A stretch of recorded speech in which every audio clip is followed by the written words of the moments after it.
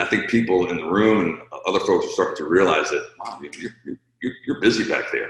Mm-hmm. You know, you got a lot going on. I'm like, yeah.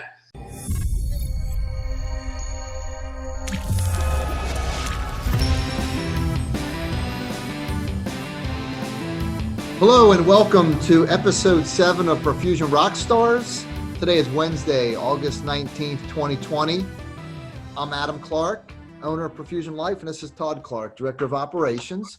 And we're here with Perfusion Rockstar, Gary Anderson. Thank you for being with us today, Gary. Thanks, guys. Good morning. Good morning. So are we speaking with you? Are you in Watkinsville, Georgia today? I am. All right, great. Georgia in the basement. Okay, currently doing some work at Athens locally, so that's great. Yeah. And for the viewers, please like, comment, and subscribe. We appreciate all your support to make this possible. So today with Gary, we're going to start with a little overview of his CV, his experience, and then go into discussing some professional topics around perfusion, and then get into maybe some more personal questions just to find out what makes Gary tick. And then we'll finish up with a lightning round. Okay. So, hopefully Gary's ready for that. Yeah. So Gary has been perfusion for about 30 years, plus or minus. Graduated from MUSC, Medical University of South Carolina in Charleston, South Carolina. That school is still going strong, and you graduated in 1990. He initially started in West Palm Beach, Florida, doing a couple years of perfusion there, and then eventually went to Athens Regional, where he spent the bulk of his career until he started traveling in December 2016. So you're looking at about 4 years of traveling. I know you've had great experience, great exposure, seen a lot of great things, and what a great way to build your perfusion career and learn a lot of interesting things. I know you enjoy that. I do. Gary's also licensed in Georgia and North Carolina. And so with that, we're going to start off with a few questions if you're ready. Sure. But before we get started, I'd like to comment on you guys. As the owners of Perfusion Life, I'm happy and proud to have been a part of your organization, working for you guys for as long as I have. And I think you guys have opened a tremendous opportunity for perfusionists like myself to travel and have some other opportunities to practice, and also what the services that you're providing for hospitals to keep their staffing levels where they need to be while they're transitioning other people in and out of their institutions. So thank you. Well, thanks Gary. We couldn't do without you, obviously. So it's a team. We really appreciate all your help. Thank you. Yeah, that's very kind. All right. Well, yeah, I'm a little taken back. Thank you for those kind words. They mean a lot to us. So to start off, tell us about the moment when you decided to be a perfusionist. Well, I had gotten out of the Air Force. I was living in Gainesville, Florida. I was going to school and working as a paramedic and a nursing assistant. And my mother had met a woman whose son was going off to perfusion school. And she mentioned it to me, and I said, well, what is that? So I went to the library, of course, before the days of computers. Went to the library, looked it up, and said, oh, wow, this is a very interesting career. And where are the schools? And the school that I chose was in Charleston, South Carolina, because I had lived in Myrtle Beach when I was on active duty in the military. And I just packed my stuff and moved in 1982. And I moved up there and began completing my prerequisites for school. Worked as a paramedic, and I worked in the Roper Hospital in their ER as an orderly, and then applied in 88, 89, 86, 87, and I finally got in 88. Great. So it was just like, I heard about it, I liked it, and I moved to where the school was. Wow, that's great. So it sounds like there are a couple people there early on that were influential. Is anyone else you'd like to mention in your professional, personal career that's been influential and helped shape who you are today? Well, sure. When I got there, I had interviewed with Jim Deering, who's pretty well known in the perfusion industry. He has since passed away. But John Tunasian was the director at the time that I got into perfusion school, and he very easily could have not let me in, and he did. And our senior year, Jeff Riley came, and so he was the director of the program during my senior year. So they were, monumental and influential in my career. And then when I had an opportunity to come to Athens, Dr. Vince Matthews, one of the surgeons I work with down in Florida, gave me the opportunity to come up to Athens and start a brand new program from scratch. And it was a tremendous opportunity. And that's what, pretty much launched my career here. So those three people pretty much. That's great. Some giants in the perfusion profession. I think so. Yeah, I even recognize some names. Yeah. Just saying something. So what does being a perfusionist mean to you? This is a very humbling career. I mean, to really have an opportunity to work in a profession that is so kind of obscure and under the radar a lot is interesting to me. But it's given me an opportunity to have a nice income, and also to care for people. We can be so influential in the outcomes of patients when they leave the operating room based on how we practice. And so it's nice to be a part of that team that strives to take a patient who's really sick and have them go home. That's like the pinnacle of being a perfusionist. Having people go home and continue to live a healthy life. Yeah, that's rewarding. Saving lives. It really, really is. Amazing. I mean, you're in the right profession if that's what if that's what you care about. You're definitely Absolutely doing a good job right now. Yeah, that's great.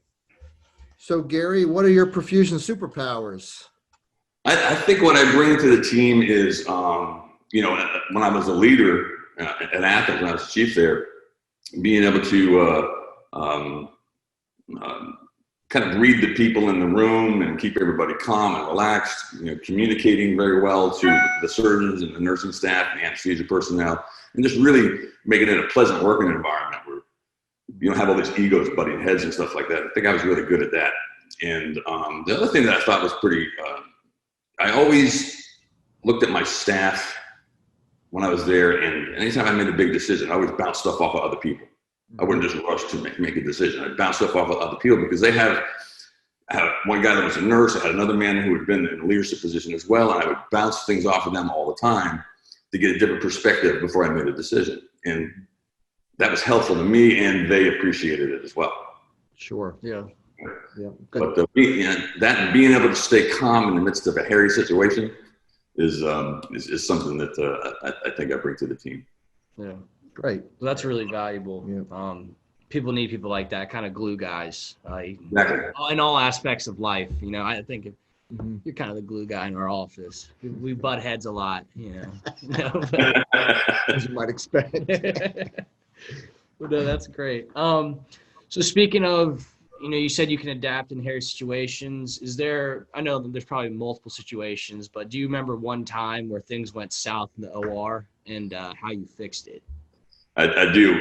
Years ago, we ran I don't know if people still do this. We ran a venous reservoir bag system, which I don't even know if they make them anymore, to be honest with you.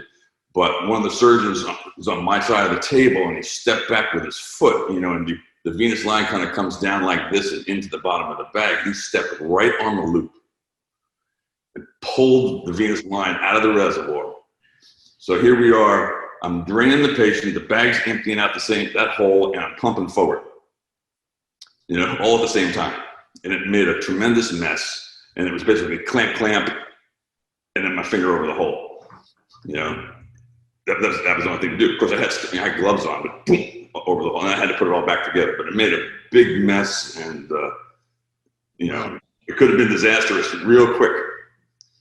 So fortunately, it just pulled off the connector, and you're able to make the connection again. Yeah, he pulled the tubing off the connector on the bottom of the reservoir. So it's pulling out there, draining this way, and I'm pumping forward at the same time. It was, you okay back there? I said, I am now. That's why perfusionists are so paranoid about their pump and their circuit. And other people Don't get near it. Stay away. They get their feet close. I kind of tap their foot with the tubing clamp on. Be careful. That's why you were a perfusionist, because you're so particular. One of the reasons. So you touched on a little bit, I guess, the best part of your career. But, it sounded like maybe you already discussed that a little bit with saving lives and, making a nice income for you and your family, but also Yeah. really helping society and people. So, Absolutely. okay, that's great. So if, say you were talking to a student about perfusion and they were considering going into the field, they're thinking one thing about perfusion, but you having 30 years of experience, maybe thinking something else. How has your perception of perfusion or the profession changed over your 30 years? Oh boy, well, I think right now, over the last 30 years, the biggest thing that I've seen happen in our profession is the development and the improvement of a lot of the equipment, the pumps, and I find more people running centrifugal pumps. I find more people. I came in right at the brink of moving from bubblers to hollow fiber oxygenators, and they were not very well refined. They would leak, but that stuff the flow patch through them have been improved. The binding of the fibers has been improved. The biocompatible surfacing and all the equipment has gotten way better to make what we do more gentle on the blood. So that's how things have kind of evolved. Blood cardioplegia is another one that kind of came in my first year into the profession. ECMO now is something that people are kind of branching off into as well. We have a lot more participation in that. So that's what I've seen develop over the 30 years of being in the profession. Yeah. Yeah.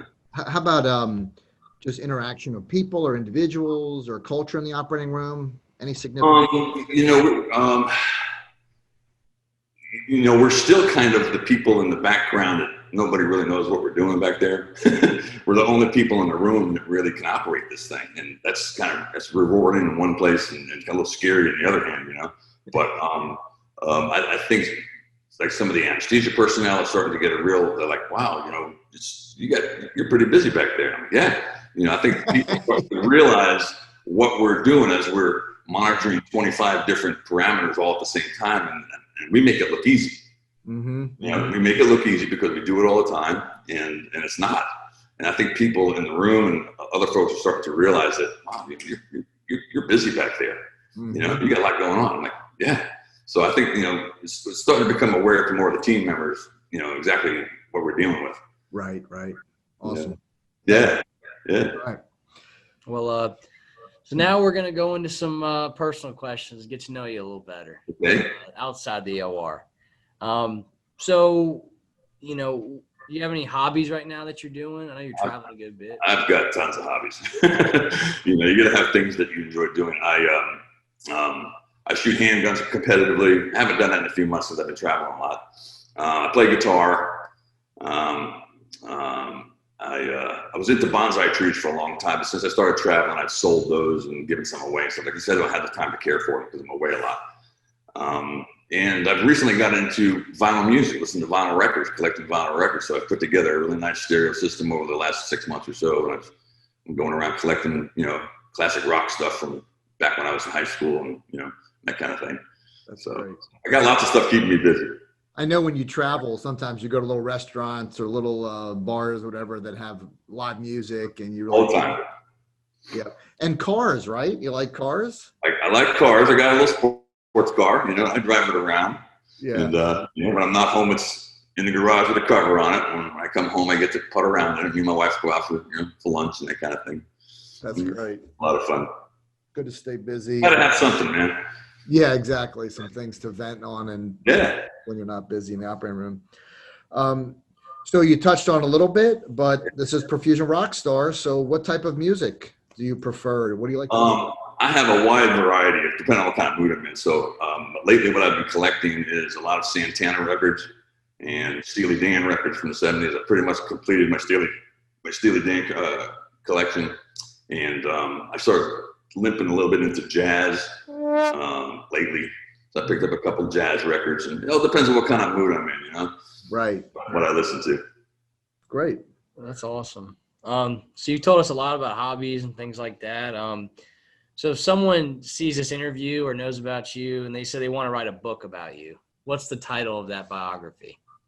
He didn't quit.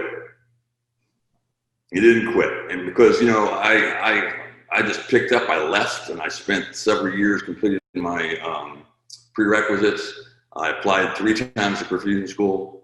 Got shot down the first 2 times. I made the alternate list, but I didn't make it, and I just kept on going. And then once I got into perfusion school, it was. Yeah, that's great. It did stand out to me when you talked about when you started your interest in perfusion in the early 80s, knowing that you didn't get in until 88. So you definitely stuck with it. And I didn't even see an operating room until I was there. Now you have to shadow and do a bunch of other stuff. I didn't physically look at a pump until I actually got there. Yeah. Which is kind of weird. Well, then you fell in love with it. That's great. Yeah, it's cool. We get to do this. That's how I feel about it. This is a cool profession. We get to do this for a living. Yeah. It's good outlook. Pardon me? I said that's a good outlook. That's great. Yeah. Glad you feel that way. So this book, they decide to make it into a movie, and someone has to play Gary Anderson. Who plays Gary? Oh, without a doubt, Royscheider, the Jaws guy.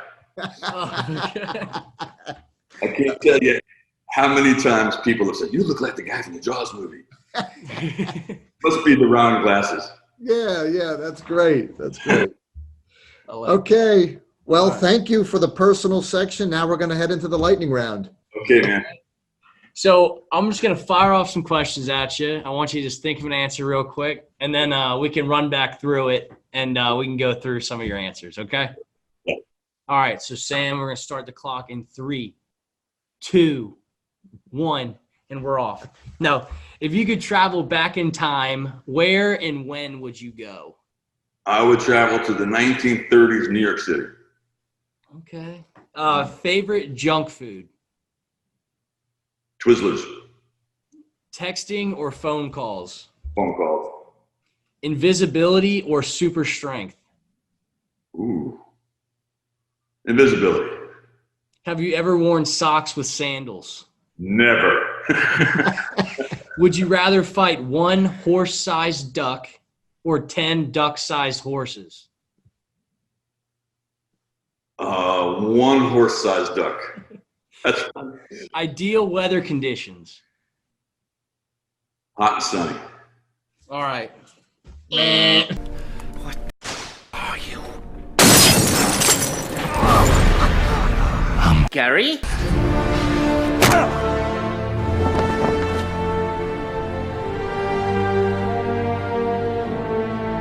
Nice coat. There we go. Okay. You got 100%. Yeah. Good job. Perfect score. No. So, New York in 1930s. Well, my wife's from New York City. I grew up on Long Island outside of New York City. And I just think it was an interesting time. The city was evolving and growing, and they didn't even have cars back then yet, really. So just a cool place to be. Yeah. A lot of migrants. Yeah, and still are. Right. Yeah, interesting. And then favorite junk food? I like Twizzlers. I don't know why, but like when I go to the movies or something, I always get a bag of Twizzlers. They're just sweet and delicious. I like the red ones, not the black ones. The red ones. Yeah. Well, that's my my mom. She always gets Twizzlers, and I never get them, but every time she has them, I can't stop. You give me one, man. Yeah, they're so good. Now, and you're gonna make a phone call over texting. Yeah, I got these big old thumbs, and sometimes if I got to say more than 3 sentences, I'm gonna call somebody. Right out. Do you speak to text? No.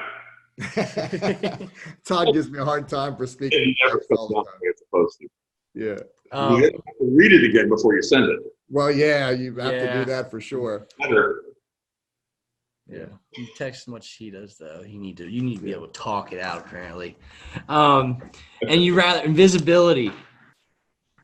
Yeah, I think you could get around and see a lot of things that you could get into a lot of places and see stuff that you wouldn't be able to under normal circumstances. Yeah, that's a good way to think about it. I was just talking to Sam, our editor, my brother, and we were talking about it. And I didn't think of it like that, though. You could go to all these places that no one else gets to go, and no one would even notice you were there. Yeah. You seem pretty strong about this. Never worn socks with sandals. Can't do it. What if you're on the beach though and it's cold out? You know, you don't want your toes to get cold. I wear a pair of shoes now. That's a simple answer, Todd. It's just bad style. Tremendously bad style. So this one, you'd rather fight one horse-sized duck than 10 duck-sized horses. Yeah, you only got one thing coming at you rather than 10, regardless of how big they are. You I was know? gonna say, I'm scared of ducks. You're scary. They come at you. Good strategy. Yeah. One though, easier than 10 for sure. And then hot and sunny. Yeah, you know, I'm a beach guy. I love the beach. I've lived on the coast, with the exception of living in Athens, of course. But I lived on the coast most of my life. And when I was in New York, I was in Florida, when I was in Charleston. So when I retire, that's where I'm going to end up, is back on the water. I like salt water and, you know, the beach, coastal kind of atmosphere, saltwater fishing and stuff like that. So when I retire, that's what I'm going to do, to the beach. Nice. We were talking about that last interview, and nothing beats the beach, it seems like. Mm-hmm. Yep. All right, so that's our lightning round. That's all the questions we had prepared. Is there anything you want us to ask you, or anything else you want people to know about you? Just that. No, not really. You guys have pretty much covered the whole thing. Well, that's good, Gary. We're glad you talked a little bit about New York. So you grew up on Long Island, you said, or? Yeah, I lived there till I was 15, and I moved to South Florida with my family. Okay, so you get that's where you get a little bit of the accent, maybe. Not. Yeah, my wife's from New York City too, so I've been with her for 27 years, so I kind of pick up on that too. Yeah, that's great. All right, well, thanks so much for being with us today for another episode of Perfusion Rockstars. We really appreciate your time, Gary. You are a true Perfusion rock star. We appreciate you going out there every day and saving lives and doing what you do. And to our viewers, sorry, Appreciate you guys, man. like, comment, subscribe, share, tell everyone to watch this. We want everyone to be able to learn a little more about Gary and about all of our Perfusion rock stars. And yeah, keep Perfusion rocking. We'll see you next time.